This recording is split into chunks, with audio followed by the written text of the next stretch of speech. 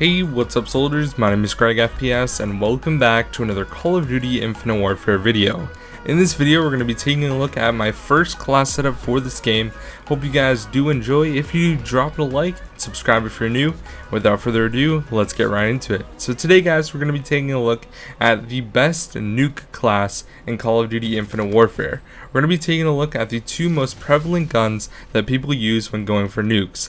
Now if you guys didn't know, there's basically abilities attached to different weapons that have the Atomizer strike attachment, which means that if you get 25 kills, you actually can get a nuke. And it kills the entire enemy team, and if you're playing team deathmatch, it actually ends the game, which is pretty cool. So without further ado guys, let's get into those two guns. I'm going to be making class setups for both of these guns. I've used them personally and have been very effective and sufficient with these class setups, so I really hope you guys do use them and check them out once you get the chance. So the first gun we're going to be taking a look at is the NV4 Fallout, which like I said is going to have the nuke attachment that allows you to get the Atomizer strike if you get a 25 kill streak.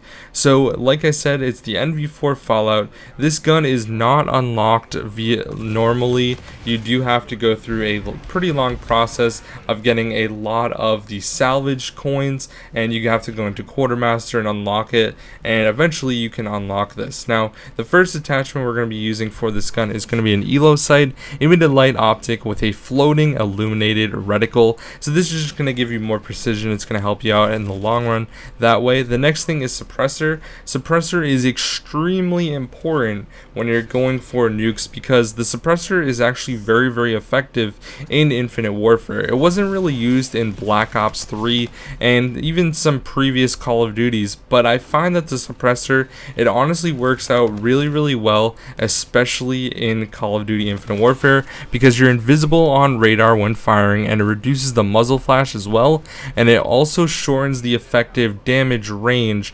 But you really don't need a lot of range because most of the maps on Infinite Warfare were pretty small, so you didn't really have to worry about range too much. And even if you are worried about range, just don't really get in long engagements and you should be perfectly fine. The next attachment is stock, which increases maneuverability while aiming down your sights. So if you're going to be aiming down the sights, maybe pre-aiming a corner where you think enemies are going to be coming from, or like a ledge they're going to be falling off of a roof or something like that, stock can be very good for that. So I definitely would recommend using stock. And the last and final attachment is one of the best attachments in Call of Duty history, and that is extended mags. Each clip holds more ammo. So those are the attachments that I would recommend using for the NV4 Fallout when you're going for nukes with this gun. Now we're going to get into the special or lethal equipment, and that would just be a cluster grenade. I find that the cluster grenade is honestly just really good. Basically it's a cookable grenade that explodes in a series of smaller blasts. Now we don't have a normal frag in Call of Duty Infinite Warfare. This was the closest thing to it, and honestly I just find these to be very effective. If you see an enemy jumping around a corner or something like that, or if you're far away from a flag or not too far away, you can throw this grenade right onto the flag and damage enemies. And if they're not running blast shield, then they're probably going to die by the cluster grenade. So it's definitely good to have when you're protecting flags or where you're near an enemy location. If they're like going around a corner and you know they're going to be there, you can even throw it expecting people to be there, and sometimes you can get kills, which is really nice. So let's get into the perks guys that I would recommend using for this class. The first perk is going to be Ghost, and basically you're invisible to UAV and radar pings. So honestly Ghost has been a staple in Call of Duty as perks, and the really great thing about Ghost is you don't show up for UAVs. Especially within the beta, a lot of people use UAVs, and it just made it very effective because you didn't show up on the radar, and that's always great. The next one is Momentum, and this is for my personal playstyle. I like to rush, so what it allows you to do is sprint faster over time. Jumping, sliding, and wall running will reset your momentum. So basically this allows you to just move a lot faster, whether you're wall running, sliding, or just jumping around. It's going to help you out a lot, especially if you're a rusher like me. I really like to rush and push hard for objectives and things like like that, so it definitely is going to help you out. And the last and final perk is Marksman, and this one is actually really good in Infinite Warfare. You acquire the enemy names from a greater distance and reduce flinch that primarily affects sniper rifles but gives a very minor benefit to other weapons. So the crazy thing about Marksman is it actually reduces your flinch when you're shot, which is actually extremely helpful, especially if you're in a one-on-one gunfight. For example, if you get shot by an enemy just using a normal gun, you're gonna flinch. But this kind of just doesn't make it so your gun moves so much, and you have a much better chance of hitting the enemy that you're shooting in the 1v1 gunfight very effectively. So that's basically the class setup for the NV4 Fallout.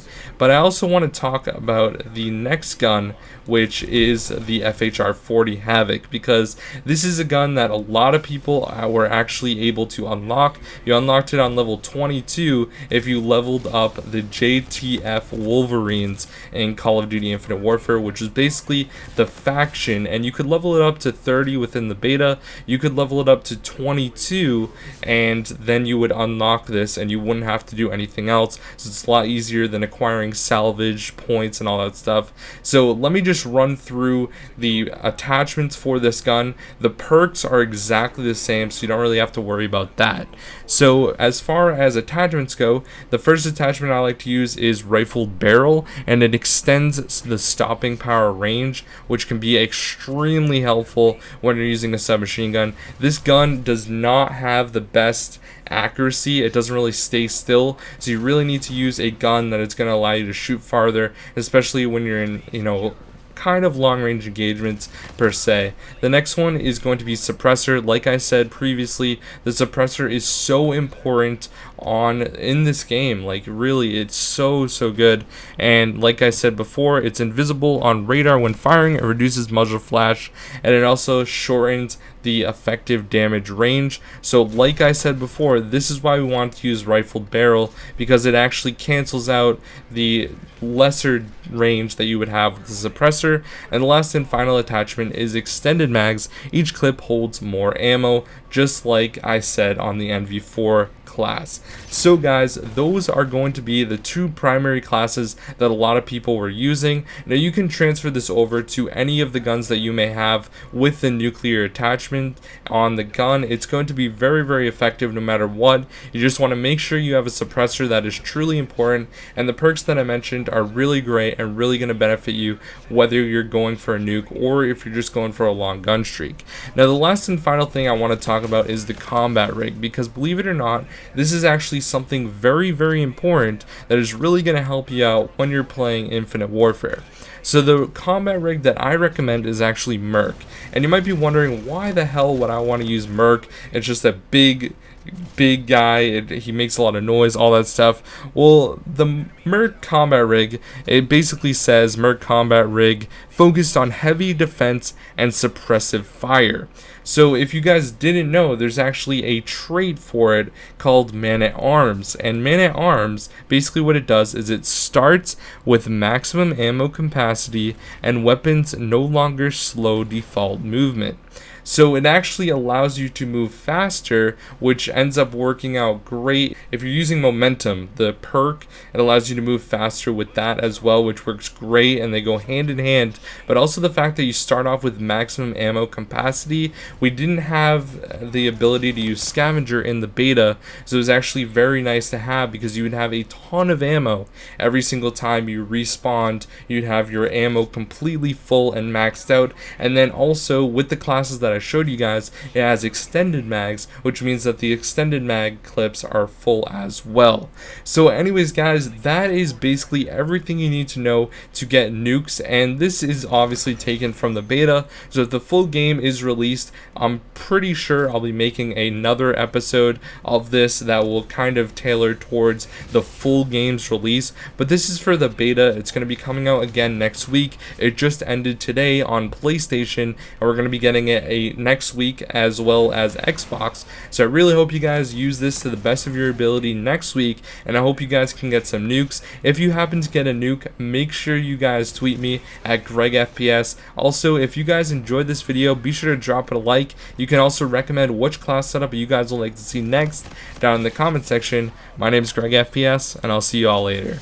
Peace out.